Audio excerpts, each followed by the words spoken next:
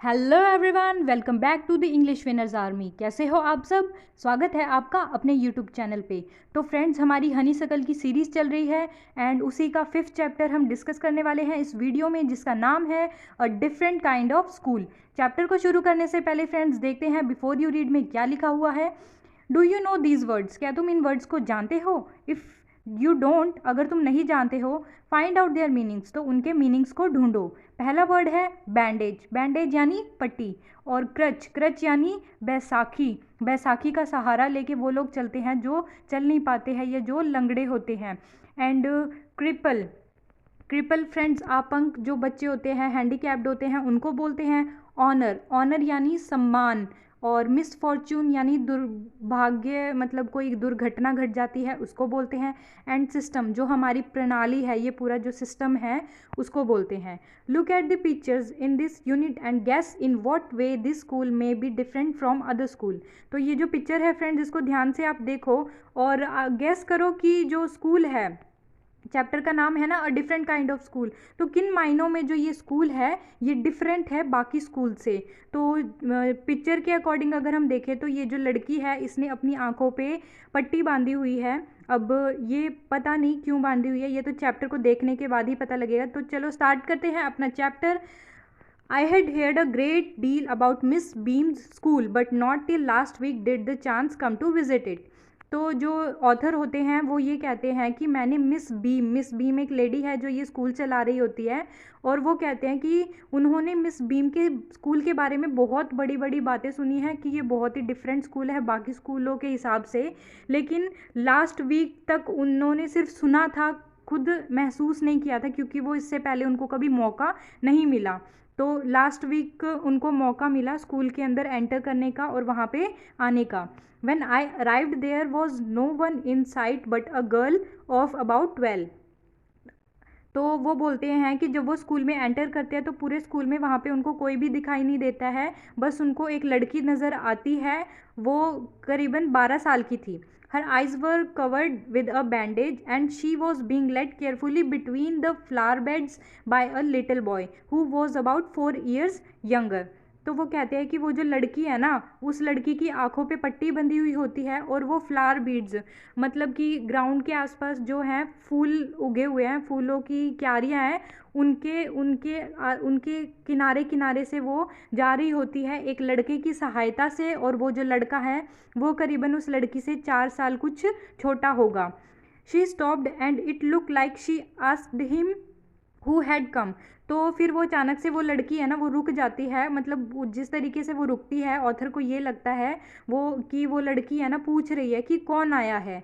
He seem to be describing me to her then they passed on. फिर जो वो लड़का है वो शायद इशारे, वो ऑथर की तरफ को इशारा करके उस लड़की को बता रहा होता है, तो ऑथर को समझ आ जाता है कि उस लड़की ने यही पूछा था कि कौन आया है।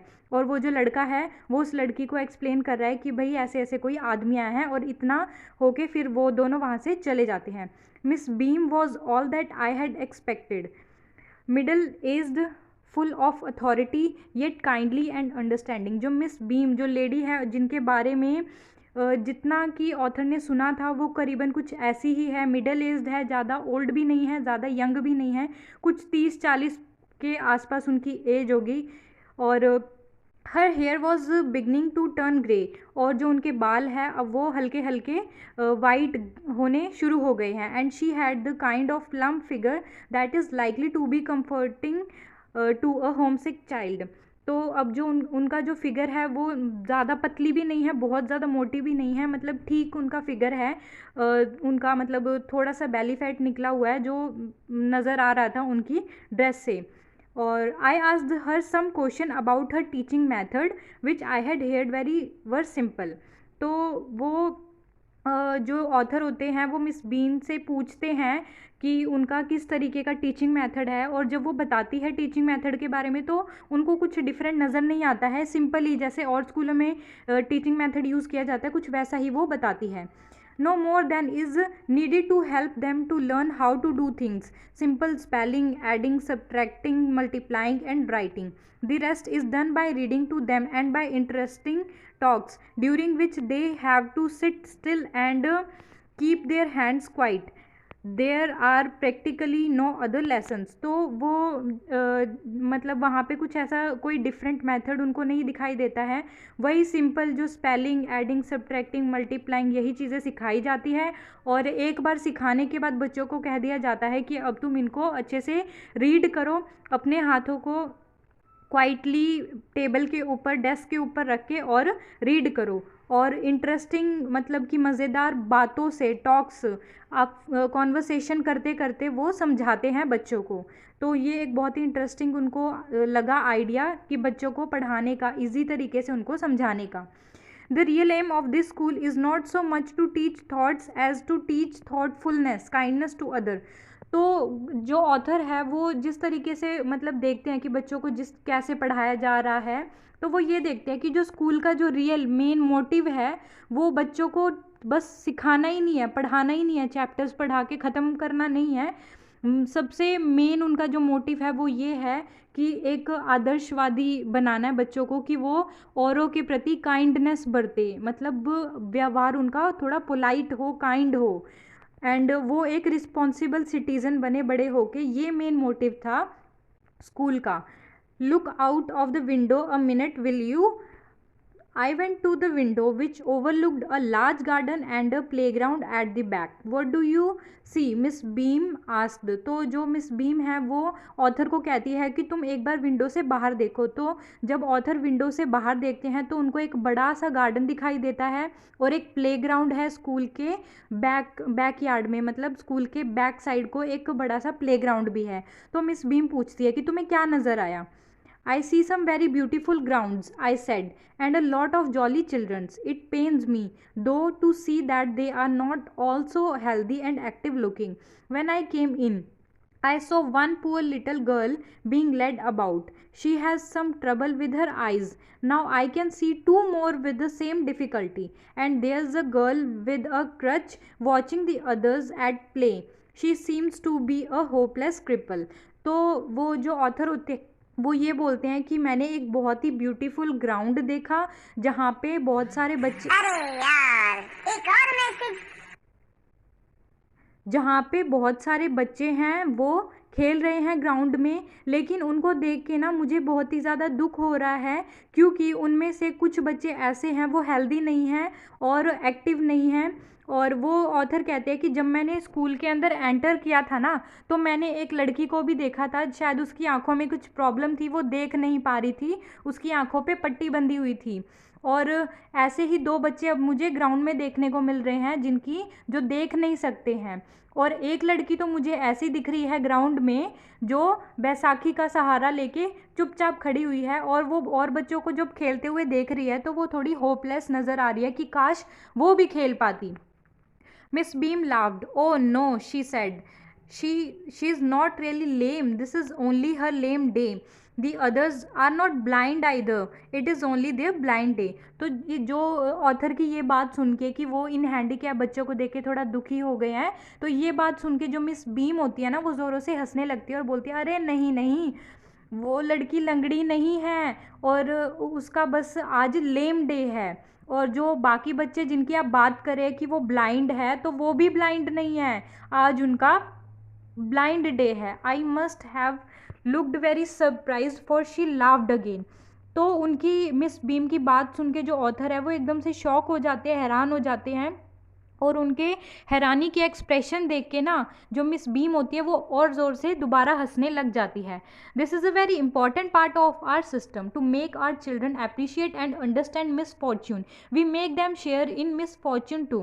Each term every child has one blind day, one lame day, one deaf day, one injured day and one dumb day.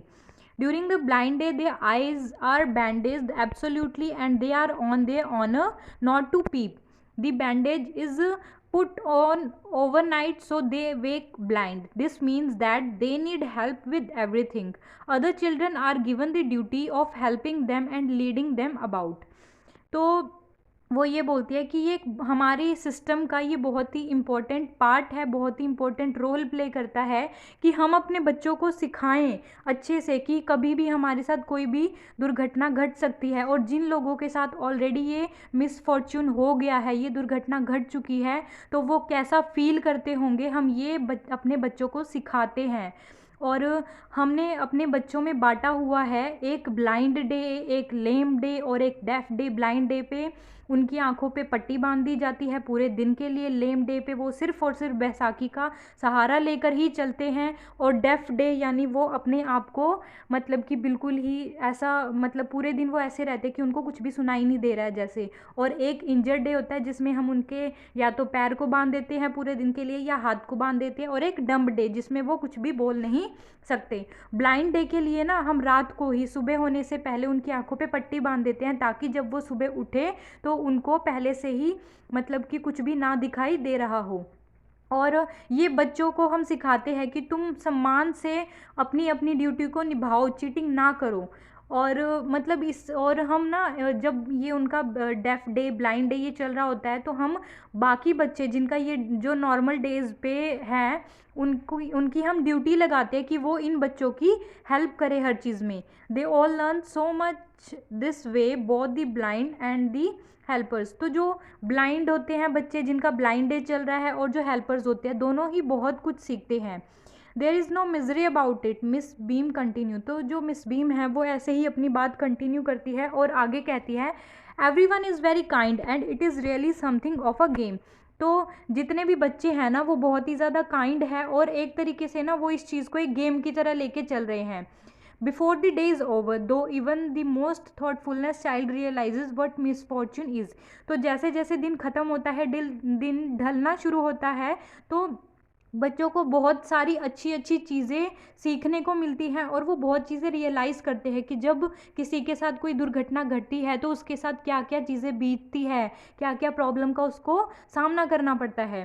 The blind day is of course really the worst, but some of the children tell me that the dumb day is the most difficult.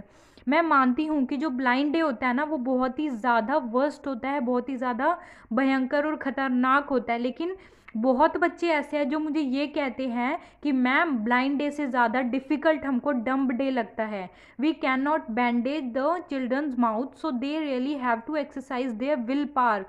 तो क्या होता है ना कि अब blind day में तो हम अब बच्चों की आंखों पे पट्टी बांध देते हैं, लेकिन जो डम्ब डे होता है जिसमें उनको प्रैक्टिस करनी होती है कि वो पूरा दिन कुछ भी ना बोलें, तो ये एक बहुत ही डिफ़िकल्ट हो जाता है, क्योंकि हम किसी के मुंह पे पट्टी तो नहीं बांध सकते। तो उनको अपनी विल पावर स्ट्रॉन्ग करनी पड़ती है, उनको इस चीज़ की पूरी एक्सरसाइज करनी पड़ती है कि वो पूरे दिन में कुछ भी एक वर्ड भी ना निकालें। Come into the garden and see for yourself how the children feel about it. तो मिस बीम जो है वो ऑथर से कहती है कि चलो गार्डन में चलते हैं और तुम देखो कि कैसा फील होता है। Miss Beam led me to one of the bandaged girl, here is a gentleman come to talk to you, said Miss Beam and left us. तो जो मिस बीम होती है वो गार्डन में ले जाती है, और एक जो ब्लाइंड डे वाली गर्ल होती है ना जिसका ब्लाइंड डे था, तो उनमें से एक लड़की के पास ले जाती है और बोलती है कि ये ना, ये जेंटलमैन, ये जो अंकल हैं, ये आपसे बात करना चाहते हैं। और इतना बोल के वो मिस बीम है वहाँ से चली जाती है उनको अकेला छोड़ के। Don't you ever peep, I ask the girl. तो जो ऑथर होते हैं वो ये बोलते हैं, क्या तुमने कभी चीटिंग की है जो अपने ब्लाइंड डे पे? तो वो बोलती है, oh no, she exclaim, that would be cheating, but I had no idea it was so awful to be blind. You can't see a things. You feel you are going to be hit by something every moment. It's such a relief just to sit down. तो वो बोलती है कि नहीं नहीं, मैंने ऐसा कभी भी नहीं किया, ये तो चीटिंग हो जाएगी ना अगर मैं चुपके से कुछ भी देखती हूँ, तो मुझे ऐसा नहीं करना। लेकिन जो ये आइडिया है ना, मतलब कि जो ब्लाइंड का आइडिया है ये बहुत ही बैड है, बहुत वर्स्ट हो जाता है, क्योंकि आपको ना हर समय खतरा रहता है कहीं आप किसी चीज़ से टकरा ना जाओ। आपको हमेशा यही फील हो रहा होता है कि भाई अब मैं यहाँ टकराने वाली हूँ, वहाँ टकराने वाली हूँ। चलते चलते बहुत ही डर लगता है, लेकिन सबसे ज़्यादा रिलीफ तब मिलता है जब हम नीचे बैठ जाते हैं। Are your helper kind to you, I ask. तो जो ऑथर होते हैं वो ये बोलते हैं कि जो भी तुम्हें हेल्पर अलॉट होता है, जो भी तुम्हारी हेल्प करता है उस पूरे दिन में, क्या वो तुम्हारे प्रति काइंड होता है, तुम्हारी अच्छे से केयरफुली तुमको रास्ता दिखाता है fairly, but they are not as careful as I shall be when it is my turn, those that have been blind already are the best helpers, it's perfectly गैसली not to see, I wish you had tried. तो वो ये बोलते हैं कि अगर मैं Fairlie मतलब साफ सीधी बात करूँ ना, तो जो मेरे हेल्पर होते हैं ना वो इतने ज़्यादा केयरफुल नहीं होते हैं जितना कि मैं होती हूँ जब मेरी ड्यूटी हेल्पिंग की होती है। मैं बहुत अच्छे से ट्रीट करती हूँ उनको, बहुत अच्छे से उनको हेल्प करती हूँ पूरे दिन में, लेकिन मुझे कोई भी हेल्पर मिलता है वो इतना ज़्यादा केयरफुली मेरे साथ बिहेव नहीं कर पाता है। शायद वो इतना मतलब अपना वो बेस्ट देते होंगे बट उनसे नहीं हो पाता है जितना कि मैं करती हूँ। फिर जो वो लड़की होती है वो ऑथर से कहती है कि आप ट्राई करना पसंद करोगी, शैल आई लीड यू एनीवेयर। तो जो ऑथर है वो ये बोलते हैं कि क्या मैं तुम्हें लीड करूँ। तो वो बोलती है लड़की, oh yes, she said, let's go for a little walk, only you must tell me about things, I shall be so glad when today is over, the other bad days can't be half as bad as this. तो वो लड़की बोलती है कि हाँ हाँ of course, क्यों नहीं, चलो एक छोटी सी वॉक पे चलते हैं और आप ही मुझे सब कुछ बताएंगे क्योंकि मुझे तो कुछ दिख नहीं रहा, और मैं बहुत ही ज़्यादा खुश होंगी जब ये दिन ख़त्म होगा आज का, क्योंकि बाकी के जो डेज़ होते हैं ना, डम डे, डेफ डे, वो मतलब जितना ब्लाइंड डे में खतरा होता है ना उसका आधा भी नहीं होता है। बाकी के दिनों में हमें इतना मतलब रिलीफ रहता है पर ब्लाइंड डे में इतना नहीं हो पाता है। Having a leg tied up and hopping about on a crutch is almost fun, I guess. फिर वो जो लड़की है ना वो ये बोलती है कि अपना एक पैर को बांध के बैसाखी के सहारे पूरे दिन चलना ना मतलब एक फ़न है, मतलब बहुत मज़ा आता है उसमें। Having an armed tied up is a bit more troublesome because you can't eat without help and things like that. तो फिर वो बोलती है कि हाँ, हाथ को बांध के पूरे दिन रहना थोड़ा सा डिफ़िकल्ट हो सकता है, क्योंकि हम है ना मतलब फिर हम अच्छे से खा नहीं पाएंगे खुद से, क्योंकि खाते समय हमें दोनों हाथ का मतलब सहारा लेना पड़ेगा। तो उसके लिए हमको एक हेल्पर की ज़रूरत पड़ जाती है जो हमको खिलाते हैं, और मतलब मेनली नहाते टाइम भी प्रॉब्लम होती है, ड्रेस पहनते टाइम भी काफ़ी प्रॉब्लम होती है। फिर वो बोलती है कि I don't think I will mind being deaf for a day, at least not much, but being blind is so frightening. तो वो बोलती है कि पूरा एक दिन अगर बहरे भी रहना पड़े ना वो भी ठीक होगा भाई, लेकिन जितना ब्लाइंड होना जितना खतरनाक होता है ना वो तो बस मैं क्या ही बताऊँ। मेरा ना पूरे दिन सर दुखने लग जाता है ये सोचते सोचते कि भाई मैं कहीं टकरा ना जाऊँ, अरे अब ना टकरा जाऊँ, पूरे दिन यही डर रहता है। In the playground I said we are walking towards the house Miss Beam. तो जो वो मतलब कि ऑथर होता है वो ये बोलता है कि चलो हम ना घर की तरफ को चलते हैं, मतलब जो हॉस्टल मोस्टली ये जो स्टूडेंट है ये सभी हॉस्टल में रह रहे होते हैं, तो वो ऑथर कहते हैं कि हम ना हाउस की तरफ को चल रहे हैं, और जो मिस बीम है ना वो is walking up and down the garden with a tall girl. तो एक लंबी सी लड़की के साथ वो ऊपर नीचे चल रही है। What is the girl wearing, my little friend आज। तो जो वो लड़की होती है ना जिसके साथ ऑथर बात कर रहे थे और जिसको गाइड कर रहे थे, तो वो पूछती है कि उसने क्या पहना हुआ है। A blue cotton skirt and a pink blouse. तो वो बोलते हैं कि ऊपर तो उसने एक पिंक कलर का ब्लाउज पहन रखा है और ब्लू कलर की उसने स्कर्ट पहन रखी है। I think it's Millie, she said, what colour is her hair. तो वो मतलब लड़की होती है ना वो ये बोलती है कि हाँ ये मिली है। अच्छा क्या आप बता सकते हैं कि उसके बालों का कलर कैसा है। Very light. तो ऑथर बोलते हैं कि बहुत ही हल्का सा कलर है। तो वो बोलती है लड़की, yes it that's Millie, she is the head girl. तो जो मिली है ना वो हमारे स्कूल की हेड गर्ल है। There is an old man tying up roses, I said. तो जो ऑथर है ना वो बोलते हैं कि एक बूढ़े से बुजुर्ग से आदमी है, वो है ना रोजेज़ की देखभाल कर रहे हैं, थोड़ा रोजेज़ को टाइंग अप कर रहे हैं। Yes that's Peter, he is the gardener, he is hundreds of year old. तो वो लड़की बोलती है कि हाँ वो है ना वो पीटर है और वो ना करीबन 100 साल से भी ज़्यादा की है और वो हमारे स्कूल के गार्डनर हैं। And here's come a girl with curly red hair, she is on crutches. तो वो फिर ऑथर है ना वो बोलते हैं कि हाँ अब यहाँ पे ना एक लड़की और है जिसके कर्ली से बाल हैं और वो है ना बैसाखी से चल रही है। फिर वो लड़की बोलती है कि वो अनीता है। And so we walked on. Gradually, I discovered that I was 10 times more thoughtful than I ever thought I could be. तो जो फिर ना मतलब चलते चलते जो ऑथर होते हैं ना, मतलब स्लोली स्लोली जो ऑथर होते हैं वो ये फील करते हैं, ये डिस्कवर करते हैं, ये खोजते हैं कि जो उनका मतलब थॉट प्रोसेस है ना वो 10 गुना ज़्यादा डिस्कवर हो गया है। मतलब उन जो जितना वो नॉर्मल डेज में रहते थे ना उससे कहीं ज़्यादा उनको जानने को मतलब मिला है। उन्होंने बहुत कुछ सीखा है उस छोटी सी वॉक में जिसमें वो उस लड़की को गाइड कर रहे थे। I also realize that if I had to describe people and things to someone else it made them more interesting to me. और ऑथर ये बोलते हैं कि अगर मुझे किसी भी पर्सन को डिस्क्राइब करना होगा कि उसने क्या पहना है, वो कैसा दिखता है, तो ये एक बहुत ही इंटरेस्टिंग चीज़ हो गई थी मेरे लिए। और मैंने ये भी सीख लिया कि किसी को डिस्क्राइब अगर करना है तो कैसे कर सकते हैं हम। When I finally had to leave, I told Miss Beam that I was very sorry to go. तो फाइनली जब दिन ख़त्म होता है और ऑथर के वापस जाने का समय होता है तो वो मिस बीम है ना उनको कहते हैं कि मुझे ना बहुत बुरा लग रहा है जाते हुए। She replied then there is something in my system after all. तो जो मिस बीम होती है वो ये कहती है कि हाँ, तभी तो कहते हैं कि मेरा जो स्कूल है ना वो डिफरेंट है बाकी स्कूलों से, कुछ तो नई बात है मेरे स्कूल में, वो ऐसा कहती है। तो फ्रेंड्स ये है चैप्टर जिसके ऑथर है ईवी ल्यूकस। और आई होप आपको ये चैप्टर अच्छे से समझ आ गया होगा, मैंने अच्छे से आपको एक्सप्लेन कर दिया होगा। हमारा चैप्टर था a different kind of school. तो मैंने अपनी तरफ से मैंने अपनी 100% आपको अच्छे से एक्सप्लेनेशन दे दी है। फ्रेंड्स नेक्स्ट वीडियो में हम इसके क्वेश्चन एंड आंसर अच्छे से डिस्कस करेंगे। आप सब अपना ध्यान रखिए, मिलते हैं हम नेक्स्ट वीडियो में। Thank you so much friends for watching this video.